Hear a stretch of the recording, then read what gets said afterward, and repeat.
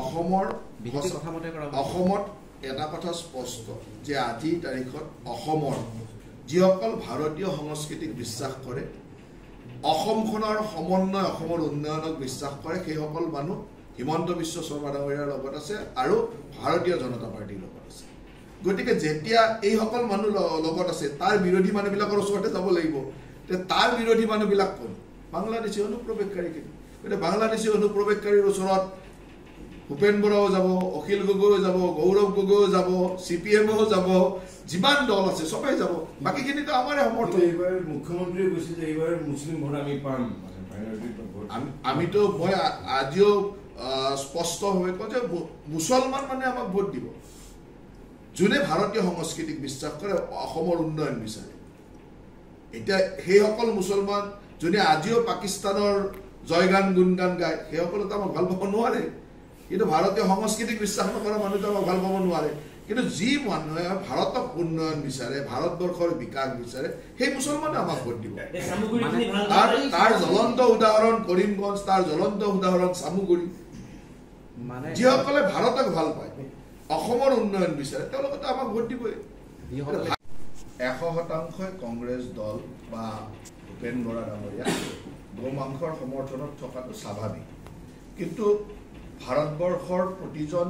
ভাৰতীয় মানুহে বিচাৰে যে ভাৰতবৰ্ষত ভাৰতীয় সংস্কৃতি থাকক ভাৰতীয় সংস্কৃতি মানে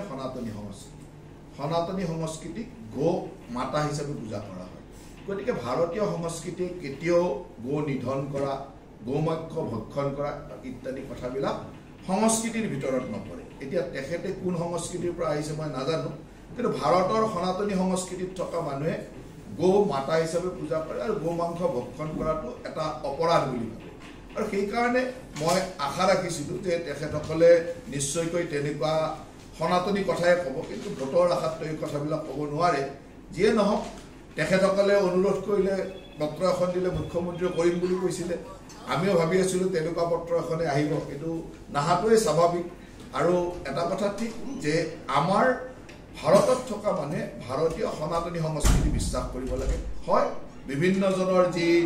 আচাৰ ব্যৱহাৰ নীতি নিয়ম আছে এইবিলাক এটা বেলেগ বস্তু কিন্তু ভাৰতৰ যিটো সংস্কৃতি এয়া সনাতনী সংস্কৃতি আৰু সনাতনী সংস্কৃতিয়ে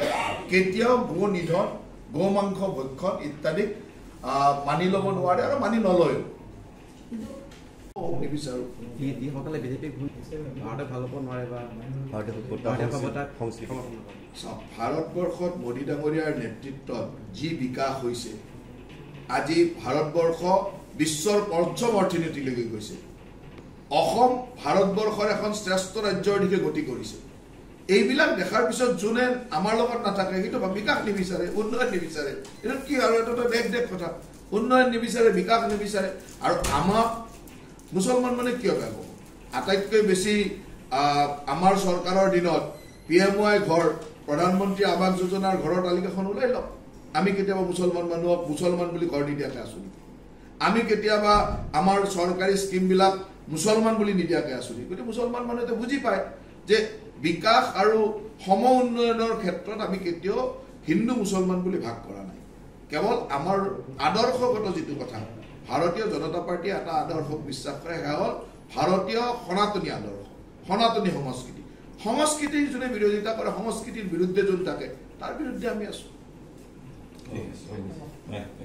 যিকোনো খবৰৰ বাবে যোগাযোগ কৰক 7099017330 অথবা 709901